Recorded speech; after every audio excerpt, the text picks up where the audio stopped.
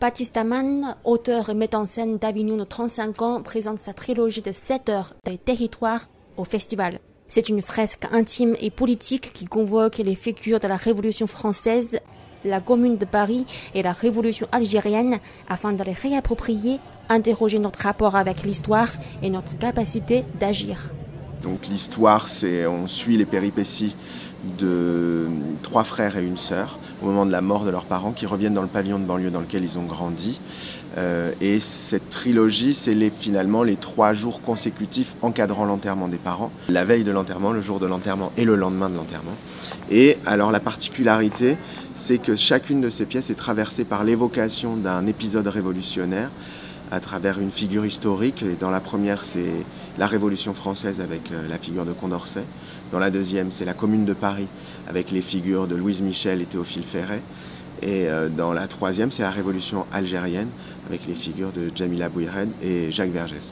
En fait, je voulais interroger notre patrimoine insurrectionnel à une époque où je trouvais que, enfin en tout cas pour ma part, j'étais un peu désengagé de la chose politique, tout en ayant en tête le mot, et le mot révolutionnaire en moi contenait une forme de romantisme. Donc je me disais, comment ça se fait qu'à la fois je suis pas du tout relié à la chose politique et en même temps, dès qu'on disait que j'entendais le mot révolution, j'avais tout plein de fantasmes qui se déclenchaient en moi.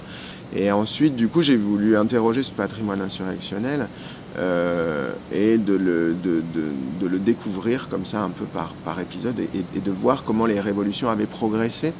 Et ce qu'on appelait révolution au XXe siècle était finalement les guerres de décolonisation. Se dire vers quel type de révolution on avance, quoi. Quelles seront les révolutions du XXIe siècle. Alors on commence à avoir et puis toutes celles à venir. Voilà, ça partait d'une inquiétude personnelle aussi au départ, cette interrogation sur les révolutions, de se dire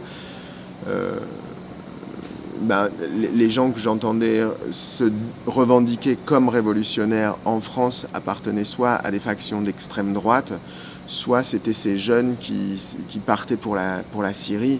Donc voilà, il y avait quelque chose qui devenait un peu moins romantique là pour le coup.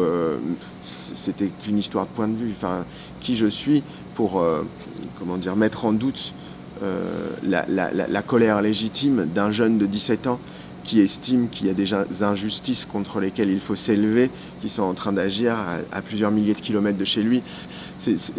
Je pense qu'il faut pouvoir regarder ça avec beaucoup de considération et surtout aucun mépris, quoi. C'est une pièce qui questionne le désengagement et qui essaye de nommer certaines zones d'appui pour que les difficultés de la vie, les drames qui s'abattent sur nous, ne nous abattent pas, ne nous détruisent pas complètement. Donc la trilogie essaye d'explorer comme ça. En fait, on suit des parcours d'errance. Les personnages sont un peu à côté d'eux-mêmes, à côté de leur cœur, et c'est d'essayer de faire converger ces parcours d'errance vers une forme d'alliance à la fin, qui n'est pas non plus totalement idyllique, puisque cette fratrie qui est totalement désunie, qui a peine à se dire qu'ils s'aiment, qui sont en conflit en permanence, vont arriver vers la fin, vers ce moment d'alliance qui n'est malgré tout pas un happy end, parce que ça aurait été un peu délicat de terminer de manière un peu convenue une pièce qui tente de rester complexe durant les 7 heures. Quel est notre rapport à l'histoire? Quelle est notre capacité à agir politiquement sur le monde? Est-ce que des choses sont à relier entre la place que j'occupe dans une famille telle qu'elle m'a constituée en tant qu'individu et du coup quelle est la place que j'occupe dans le monde? En tout cas que ça ait pu bousculer des avis un peu arrêtés sur certaines choses, ou alors venir confirmer que décidément c'est très très dur de penser certaines questions comme celle de la violence, de la lutte armée, des révolutions, de l'amour familial, de la mort, enfin voilà. Le temps long permet de rentrer dans de la complexité. Parfois, dans les formes synthétiques, on est obligé de trancher un peu vite sur certains sujets, ou de les effleurer. Là, en fait, ça permet de revenir sur certains motifs qui tournent un peu en boucle dans le spectacle et qui sont appréhendés selon différents points de vue.